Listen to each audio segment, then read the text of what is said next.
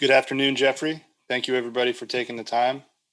We'll get started here with some opening remarks, and then we'll open it up for questions, and we'll start with Zach Berman.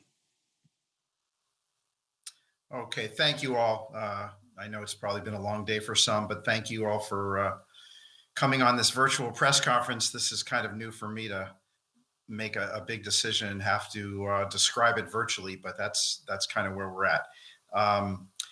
Today's there aren't many tougher days for I think an owner of a team or CEO of a business than to have to make a very, very tough decision involving somebody you care personally a lot about. I've known Doug and his family for over 20 years.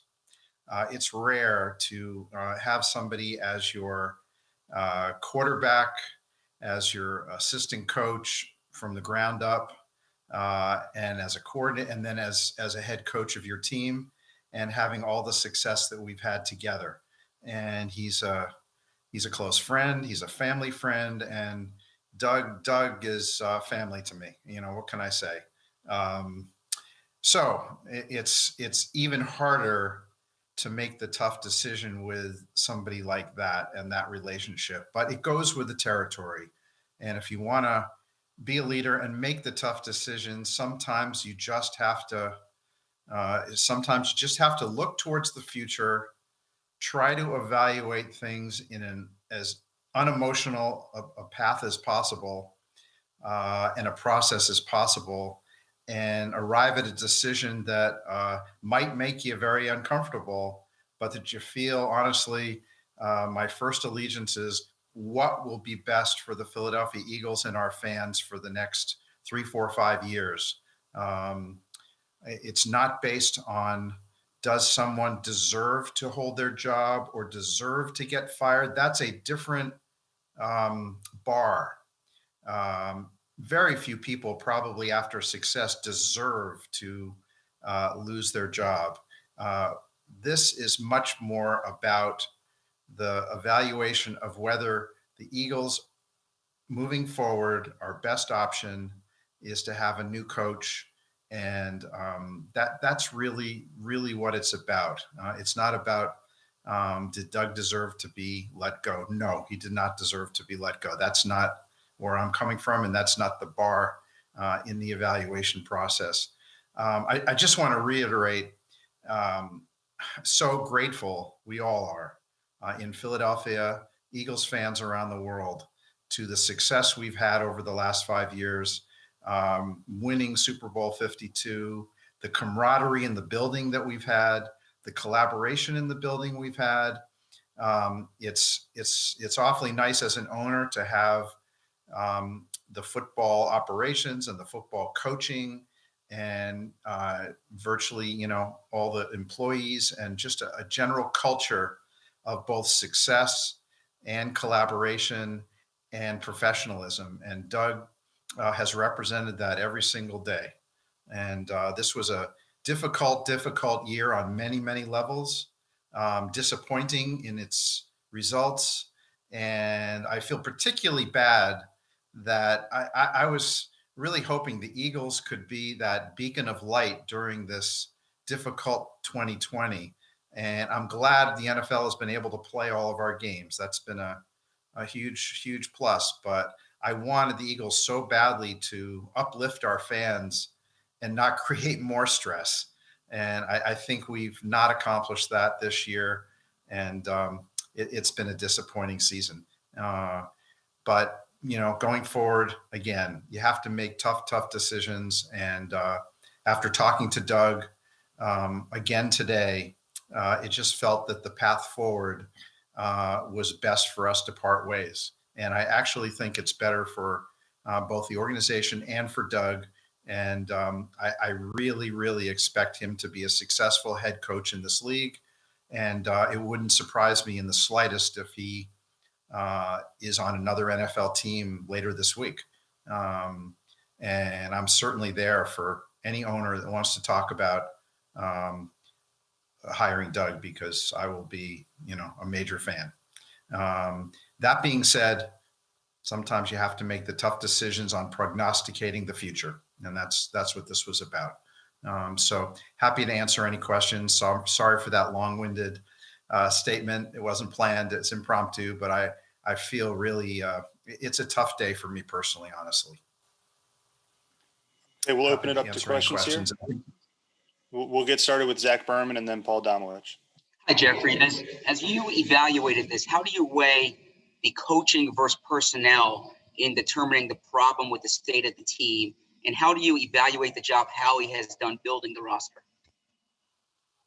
So I think basically my process is I evaluate every aspect of the franchise, every aspect, and evaluate the coaching, evaluate the personnel, evaluate the architecture of building the roster, and where I think we're at. And I'm just being kind of direct with all of you, and it's something it's hard to talk about during the season, but I think where we're at is we made a lot of decisions to try to accomplish bringing the first Lombardi Trophy to Philadelphia.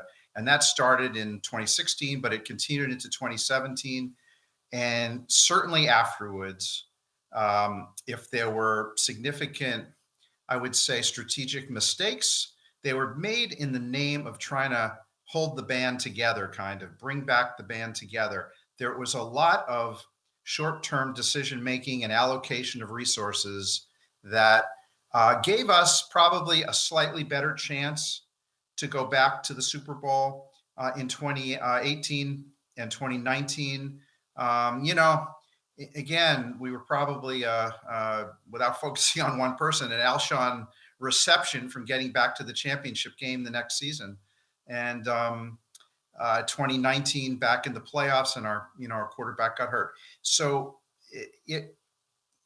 I think we gained from the short-term decision-making, but there was no stage where we weren't aware that a lot of those decisions and resource allocations and the lack of volume of draft picks wasn't eventually going to create a real trough, a real transition period. And I think that's what we're in. We're in a real transition period, and it's not unlike 2016. I mean, we've got to retrench and rededicate and allocate resources to what can make us the best possible team in the midterm and the long term, and hopefully compete in the short term, just because I think we can. But honestly, that's really where we're at. And I have real confidence that our football operations, led by Howie, can not only repeat the performance of 2016 until now, and once again create a dominant football team that can really maximize every aspects of its potential. And that's, I think that's the transition period we're in. Paul, and then Dave Zangaro. Yeah, Jeff, in earlier statement you guys put out, you mentioned that you and Doug had talked about the collective vision, what the collective vision of the franchise would look like going forward. Obviously, it didn't coincide. How much of that had to do with the structure and makeup of his coaching staff? Right. I would say the difference in vision, Damo, is much more about where we're at as a franchise. So, as I said, we're at that point. It's a transition point, and we've got to get younger. We've got to have a lot more volume of draft picks. We've got to accumulate as much talent as we possibly can that is going to work in the long run, with a focus on the midterm and the long term, and not on how to maximize 2021. And it's almost not fair to Doug, because his vision has to be, what can I do to fix this right away? And what coaches can I, have that can help me get to a smoother 2021?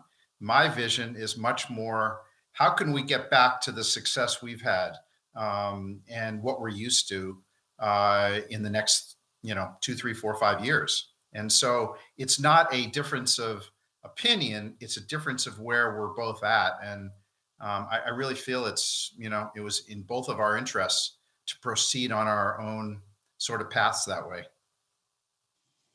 Go ahead, Dave, and then Tim McManus. Hi, Jeff. You spoke to the confidence you have in football operations led by Howie. Why do you feel confident in Howie, and do you feel like he's been held accountable for some of the mistakes he has made over the last few years? So, Dave, I think that there's several reasons I have confidence in our football operations. First of all, is the people that he surrounds himself with. We're only as good as the people we surround ourselves with. It's easy to talk about the quarterback and the head coach and the GM, but honestly, we're a product of those that surround us. And I see the people that Howie has attracted to our organization. I think the last two major GM searches have all been rating our organization for whether it's Joe Douglas or Andrew Berry. He then, we have about 5 people in our organization that right now I could project that will be general managers in this league. And he continually replenishes, whether it's a John Dorsey or Jeremiah Washburn, or, the list goes on. I don't want to leave anybody out, but we have a real strong nucleus with Andy Weidel, Ian Cunningham, Catherine Raish, Brandon Brown. One of the jobs of the general manager is to attract really good people and executives around him, because it's not meant for one person. There's mistakes, but what I have to look at is the process, and I have to look at the performance over time, but most importantly, I have to look at the process. And if we are not identifying the best players leading up to a selection in the draft, then that's a problem. If we are identifying the best players, but they get taken 2, 3, 4, 5 picks ahead of us, that's also part of the evaluation. That's part of understanding the process, understanding the details. And so I always have to make the tough decision of what are we getting it right? Where are we getting it wrong? Where are the decisions being made that may cause us to, once we didn't get the 3 players that we really wanted right there, they just got taken, what's caused that next selection that may not be been maximized? So, but in terms of every level of the football operation, I am really confident of where we're at, and I don't see any reason why we're not going to return to preeminence with more midterm and long-term decision making. We'll go to Tim McManus and then Jeff McLean. Jeffrey, how much of this decision is tied to the regression of Carson Wentz this year and his relationship with Doug? And will Wentz be on the roster in 2021? Right. So this kind of decision has probably multiple variables, but it's not based on a quarterback or a particular position group. Certainly, you have to look at the regression of our offense. This is a league that scored the most points ever in 2020. It's a league that started to not call offensive holding penalties and offensive pass interference penalties, and yet we were obviously, I think, 31st in offense. So I look more at the whole picture. It's not about a particular player or a particular group, and and that's true for going forward. I mean, I think you all know me. I put a heavy emphasis on wanting to have an elite offense, and I feel like defense has variations throughout the year, but if you want to be a dominant team, you need to be a top offensive unit. And I didn't see, it's hard for me to project that at the moment. And therefore, but it's multiple variable. I don't want you to think that there's, one possible explanation for a change in head coach. It's way far more complex than that. And the second part of that, Jeffrey, is will Wentz be back on the roster in 2021? So Carson, first of all, I don't think any owner should decide that. I mean, that's not at all. Carson, to us, to me, and to, I think, virtually everybody in our organization, is a quarterback that his first 4 years was in many ways elite and comparable to some of the great quarterbacks' first 4 years in the league. Fifth year, obviously not satisfactory for whatever reasons. There are probably multiple reasons for that. So I think the way I look at it is we have an asset and we have a talent.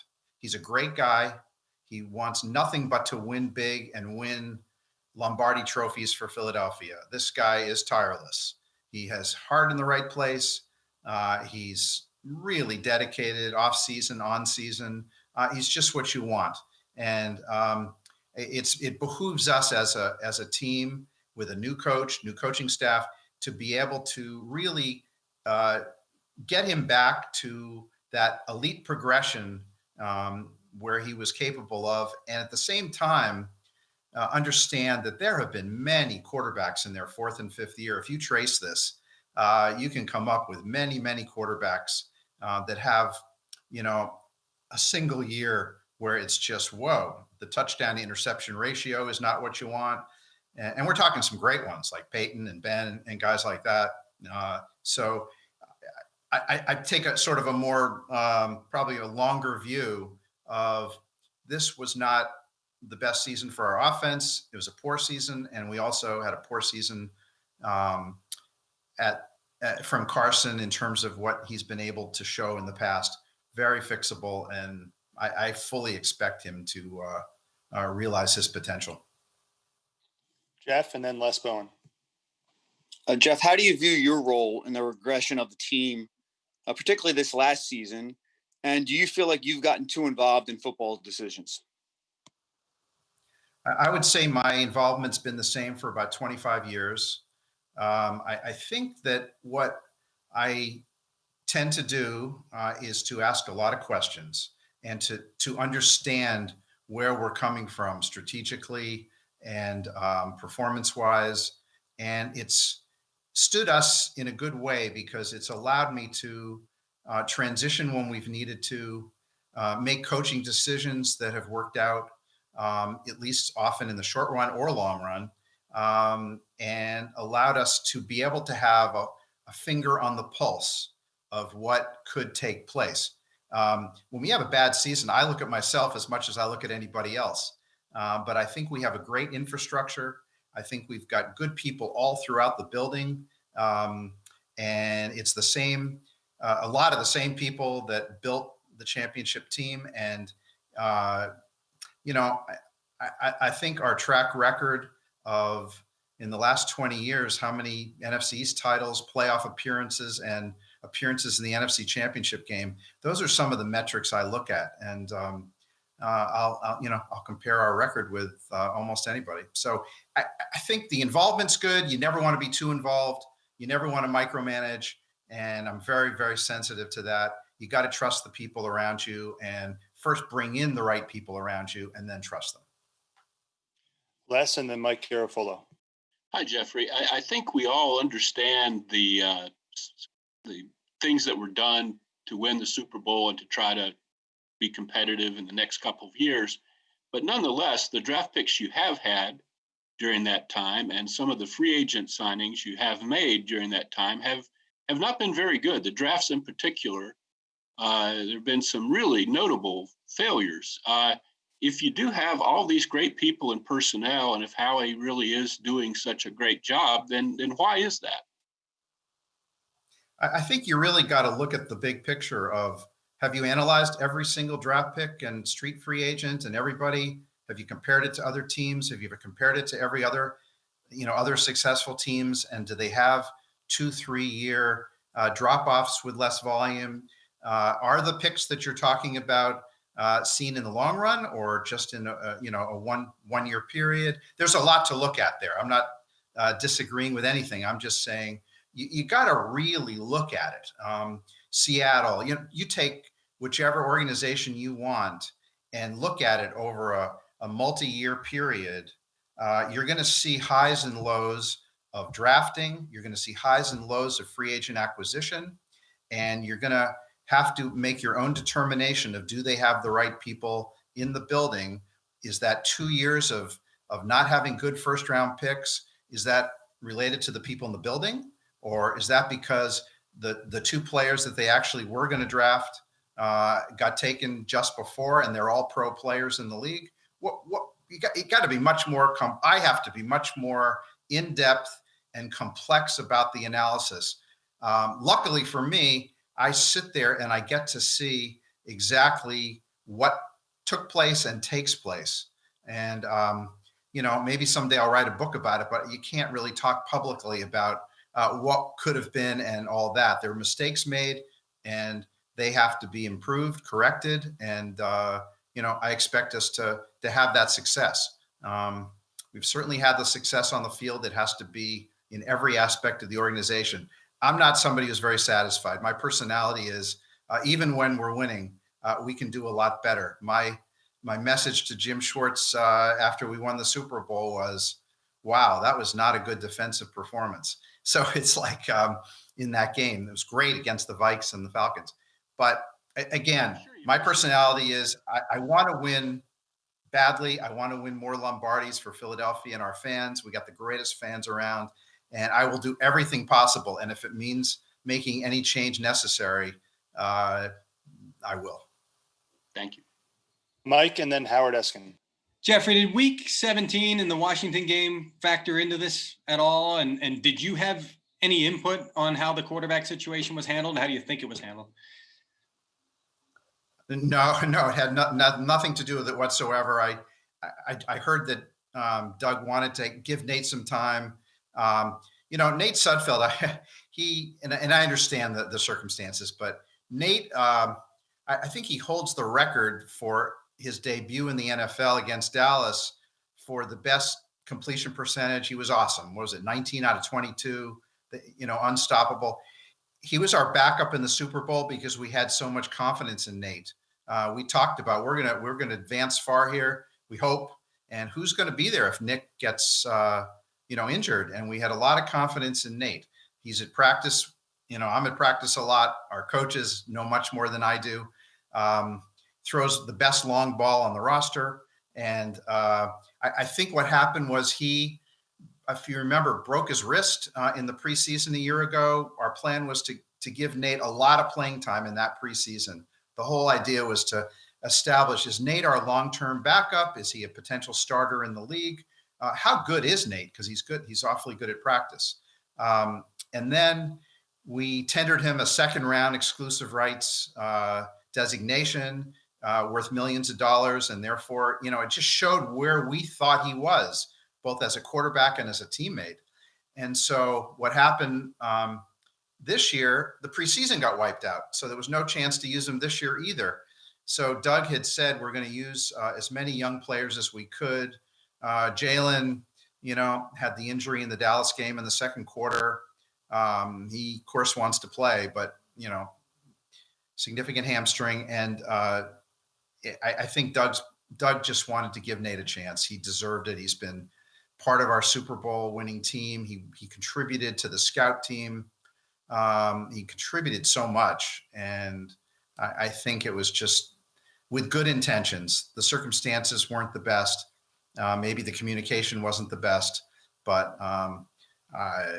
we would have loved to have eliminated the Redskins, or Washington, I should say. Go ahead, Howard, and then Ruben Frank.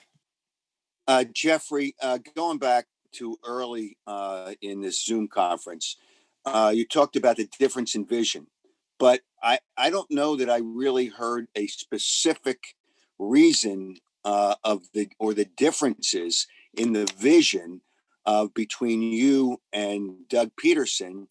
And was that difference in vision? And I don't think you really addressed, and I think Paul asked the question about coaches. What were the differences in vision, which I didn't really hear, and were there differences in vision with the coaches?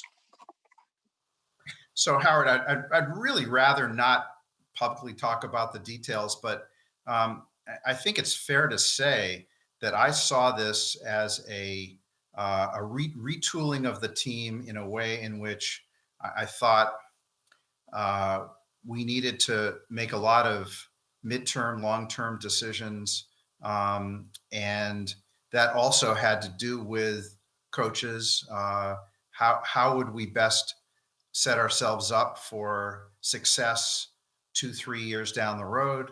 And I'd rather not publicly talk about any specific coaches or anything like that, except to say that we, probably saw things a little differently. But it was much more about what I was trying to get across. Is it's much more about where we are as a franchise heading into a retooling and a real transition period versus trying to support a coach, trying to attract potentially other coaches, a defensive coordinator, or retain people on the staff in that role, knowing that you might not have the success that you want in that transition right away.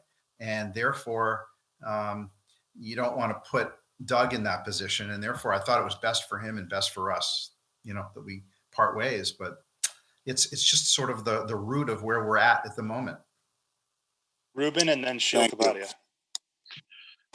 Hi, Jeff. Following up on that, though, doesn't every NFL team or every sports team constantly weigh, the short term and the long term? Isn't that kind of a part of what every team is trying to do? Let's try to win for the long term, but we also have to win now.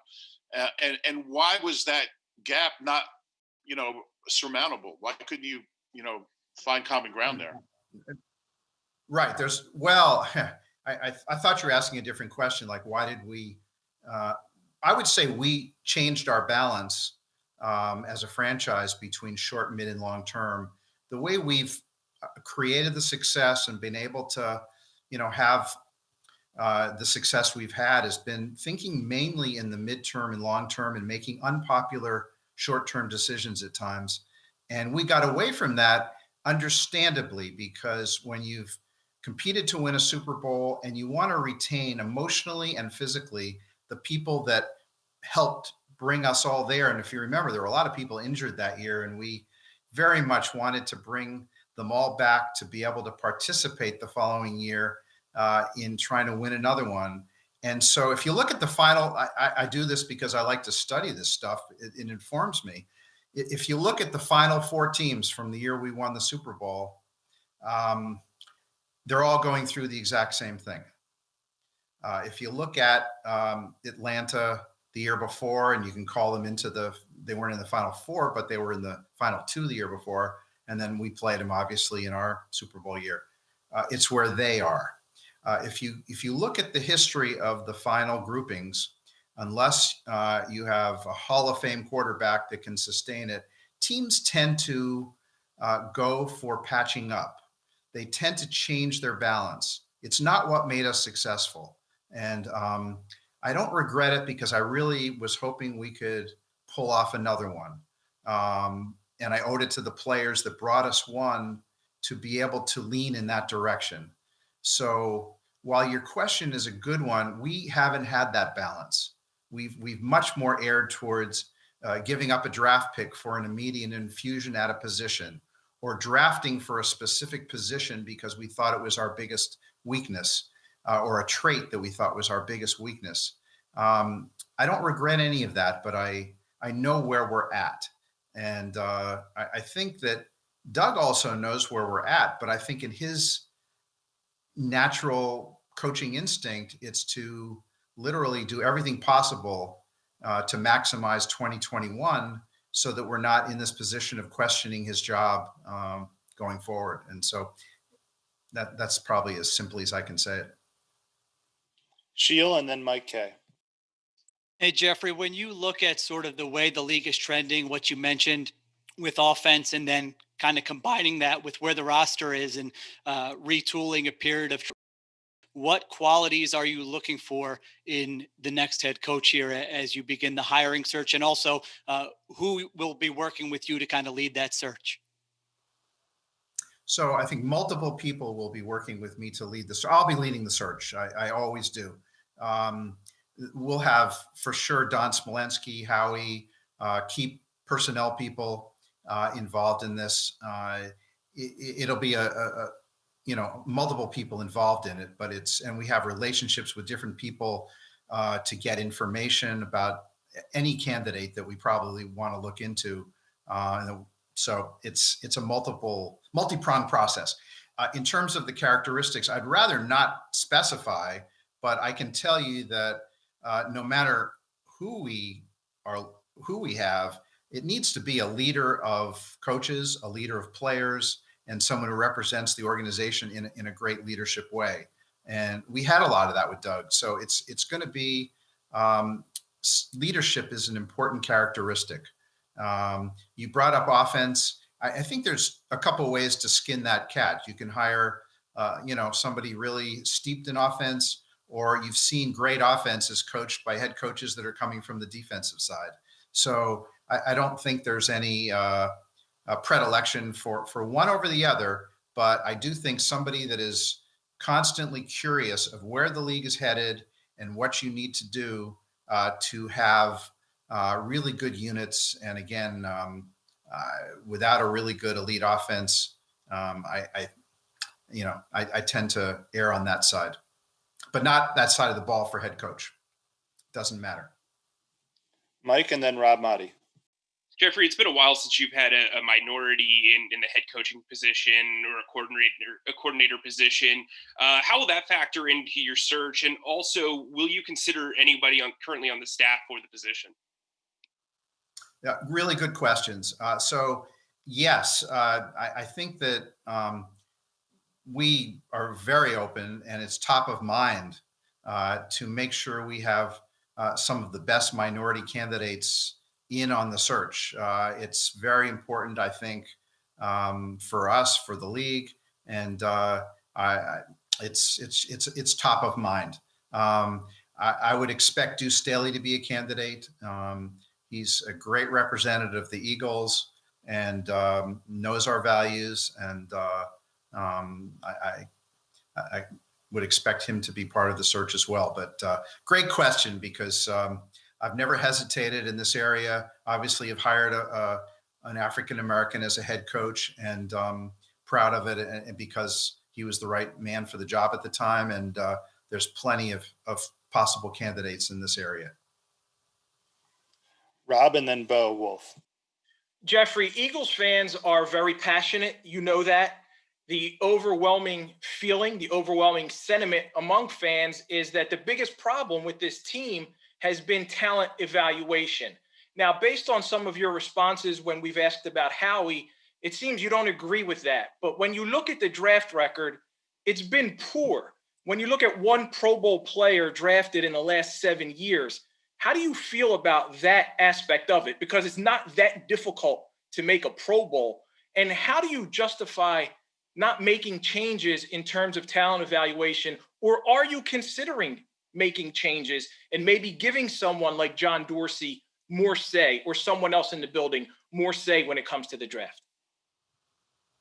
So I think the best way to look at it is you've got to look at every aspect of drafting and talent acquisition.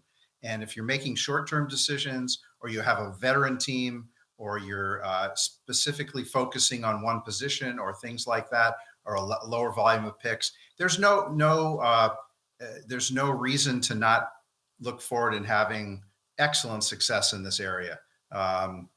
We've over the last 10, 15 years had a lot of success winning divisions, being in NFC championship games.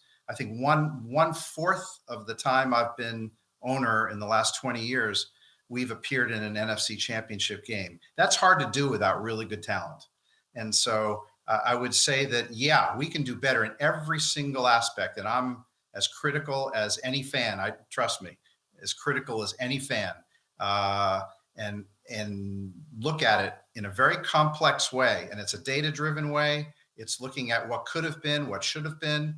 And but I will match our performance against most any organization, and know that it's because of really good talent on the roster. So there's other ways of looking at it, but when you have a veteran roster, you're going to have many fewer starters coming from the draft and elsewhere. But listen, your words are not unheard. They're heard by me, and I feel like we've got an excellent football operations area, and I would look forward to us having real success as we retool through talent acquisition and through coaching.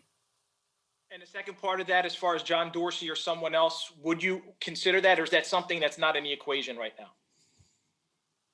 No, I think that, listen, all the people we have, whether it's Andy Weidel, John Dorsey, Brandon Brown, all those guys, very, very capable guys. Jeremiah Washburn, these are all very, very capable people. So the more, I think they'll be very included. It's a very collaborative process. And, that I'm very pleased we have excellent people in that operation. We'll wrap it up here with Bo. Hey, Jeffrey, how much work were you able to do on potential candidates over the past week or so as you were weighing this Doug decision, and then comparing, this opening to the other openings on the market where they might have a better quarterback situation or more cap space or more young talent or right or wrong, less of a perceived clash with the front office potentially? What is the selling point for this job as compared to the others? Yeah, great question. First of all, I think it would be a very, very attractive job, because if I'm a coach, the first thing I want to know is you're going to have as much resources as possible to create a successful team. Are the facilities good? What's the organization's track record over the last 10, 20 years? Are they a team that rarely makes the playoffs? Are they a team that's satisfied just to occasionally make the playoffs? How many division titles do they have? Do they ever get as far in the playoffs the way they build their roster? Or is it just one and done? Or do they get to championship games and Super Bowls and things like that? That's what I'm looking for. Cap room is a one-year phenomenon in this league. Anybody who really understands the cap knows that you can transition away from a difficult cap situation in about 12 months. And so anyone who has that short-term thinking in terms of cap utilization probably wouldn't be the right coach for that. On the quarterback situation, we've got two really interesting assets. So they're both young, they're both hungry, they're terrific people, very different and terrific people. A coach is going to have options. A coach is going to have an ability to fix what he feels is necessary in our offense, and have a potential star in Carson and a potential star in Jalen. And that gives us an asset also, so that if we, end up deciding on one someday, the other is a really good asset. So the best fan base in America, there's other great fan bases, but this community really, really cares about their team, the culture of the team and how competitive they are. And they want to win divisions. They want to win and get to championship games and further. So I just can't. Is the owner committed? Is the culture positive? Are there good people all over the franchise in terms of operations, business-wise? It's all very, very, very positive. So I don't look at the opportunity on a short-term basis like, oh, is that quarterback better than that quarterback? Or do they have more cap room than that team? Or things like that. To me, that is a very, very false way of looking at opportunity in this league. And if I were advising a coach, I would say, you want to win, and you want to win big, and you want to have a fan base that's there for you no matter what. Philly is the best possible place. It's the best to own a team, and it's the best to coach a team. And yeah, tough at times. I love that. I absolutely love that. And there's a lot of places in America in the NFL where it's very different. And they haven't had the win. They haven't had the performance of their organization. They haven't necessarily had the full commitment and the resources that are almost unlimited in terms of what we devote to football. So I look forward to, having that conversation. We've always had it. We've never had a problem attracting anybody. And I think we've got a lot of really great positives, as does Philadelphia as a city. Love the city. I think it's just one of the real underrated cities in America. And you can't underrate that. That's just, you devote your life to football. You're in the place you're in. And Philly is a great place to be, to coach, to live, to have great schools, great hospitals. So it's kind of a win-win-win-win. And how much were you surveying the scene of potential candidates over the past week as you evaluated Doug? Right. So I think we always do that. I know I always do that. I'm kind of always watching every game and see what I can learn about whether it's offensive schemes, defensive schemes, coaches, people think outside the box. You're always kind of looking. We've always, basically do ongoing research no matter what. When we were winning the Super Bowl, you do ongoing research on, because you may lose people. So we didn't know we were going to lose Frank Reich, but suddenly happened when Josh turned that job down and set off a whole, so you have to be aware. You have to always have your plan ahead that you can go forward with. So there's a lot of good candidates out there. We'll think both inside the box, outside the box. I just want to say there'll be no rush here. This notion of an NFL team making a very important decision for itself and its fan base and rushing to a decision is unlike any in business. And I just don't think that's warranted. If we find a head coach soon or it's early February, it's totally great. If we're the last team picking a head coach, that's great too, because then you have all the opportunity in the world. There's no rush. There's no pressure. There's nothing that should drive you from a decision based on just rational thought and careful analysis and getting to know the person as best you can. Thank you, Jeffrey. Thank you, everybody. Thanks, everybody. Appreciate it.